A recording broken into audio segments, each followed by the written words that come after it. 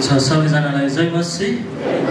यहाँ उपस्थित हुनुभएका सम्पूर्ण पास्टरज्यूहरू अनि सम्पूर्ण शिक्षकज्यूहरू अनि मण्डली परिवारका सबैजनालाई फेरि पनि म तपाईँलाई जय मसीह भन्न चाहन्छु। जय मसीह, हालेलुया। अनि मलाई यो बोल्ने अवसर दिनुहुने पास्टरलाई अनि साथै परमेश्वरलाई पनि धन्यवाद भएको होस्। अनि साँच्चै नै आज हामी यस फेथ बाइबल स्कुलमा हामीले महिनौभरि बिताएका छौँ अनि धेरै कुराहरू सिक्ने अवसर पाएका छौँ है। धेरै शिक्षकहरूबाट हामीले बाइबललाई कसरी अध्ययन गर्नुपर्ने अनि बाइबल के हो भन्ने कुराहरू विषयमा सिकेका छौँ। अनि विश्वासको विषयमा हाम्रो जेम्स पास्टरले हामीले सिकाउनु भयो अनि पवित्र आत्माको विषयमा है लगायत धेरै कुराहरू हामीले सिकेका छौँ। अनि हामीले यहाँबाट बाइबलको कुराहरू मात्रै नसिकेर तर परमेश्वरको वचनमा चाहिँ हामीले जीवनहरू कसरी बिताउनु पर्ने त्यो कुराहरूलाई पनि सिकेका छौँ। हालेलुया। अनि म पशुवालाई धेरै धेरै धन्यवाद दिन चाहन्छु। अनि उहाँले हामीलाई धेरै कुराहरू सिकाउनु भएको छ। आज हामी यस बाइबल स्कुलमा आउँदै गर्दाखेरि हामी विद्यार्थी भएर आएका थियौँ। अनि तर यहाँबाट हामी निस्किँदै गर्दाखेरि चाहिँ एउटा परमेश्वरको वचन लिएर है अनि मैदानमा उत्रिने एउटा लडाइँ लड्ने योद्धाहरू भएर निस्किँदैछौँ। हालेलुया।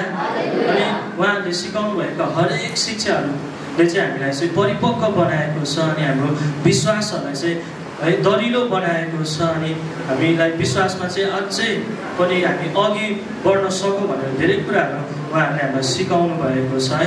अनि अबको समयहरू भनेको चाहिँ आज म प्रत्येक विद्यार्थी है मित्रहरू साथै दाजुभाइ तथा दिदीबहिनीहरू सबैजनालाई एउटा कुरा भन्न चाहन्छु कि हामी यहाँ हुँदाखेरि त स्टुडेन्ट थियौँ, हामी यहाँ विद्यार्थी थियौँ, तर अब यहाँबाट निस्किसकेपछि चाहिँ हामी कस्तो जीवन बिताउँछौँ त है। अनि म तपाईँहरूलाई यही भन्न चाहन्छु कि यहाँबाट निस्किँदै गएपछि चाहिँ हामी चाहिँ निरन्तर प्रार्थना गरिरहने है, हाम्रो भिजन हाम्रो दर्शनमा चाहिँ हामी अटल रहने है। अनि हाम्रो विश्वासलाई चाहिँ बलियो बनाएर हरेक अवस्थामा हरेक परिस्थितिमा पनि हामी खडा हुने एउटा परमेश्वरको सेवक बन्नेछौँ।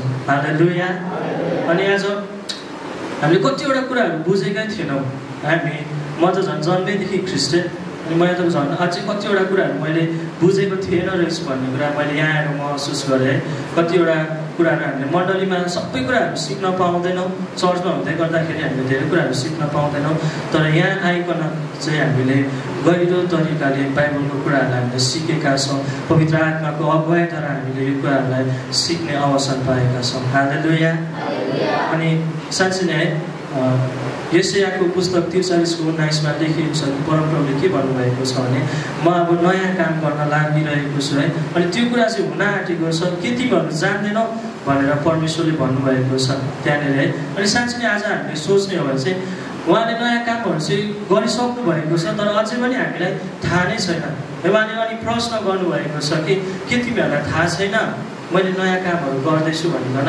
अनि साँच्चै नै यो वचनले चाहिँ मलाई छुएको छ। अनि अबको दिनहरूमा चाहिँ हामीले नयाँ काम गरेर जानेछौँ। हालेलुया। हामी अहिले जति पनि ग्रेजुएट भएका विद्यार्थीहरू छौँ म सबैलाई यही उत्साह दिन चाहन्छु कि अब चाहिँ हामी नयाँ भएर जिउनेछौँ है। आज हामी आफ्नै बलमा होइन आफ्नै ज्ञानमा होइन तर परमेश्वरलाई चाहिँ हाम्रो जीवन सुम्पिकन आज परमेश्वरप्रति चाहिँ हाम्रो जीवनलाई चाहिँ समर्पण गरिकन चाहिँ हामी अघि बढ्नेछौँ।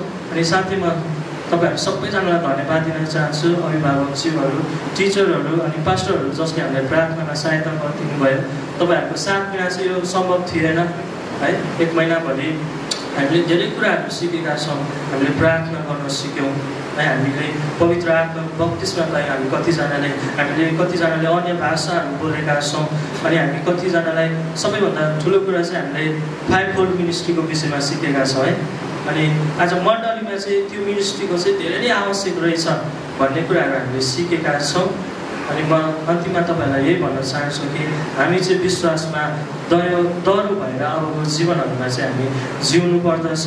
अनि साथै म सबैजनालाई बधाई दिन चाहन्छु अनि परमेश्वरले हामी प्रत्येकलाई आशिष दिनुभएको हुन्छ। धन्यवाद।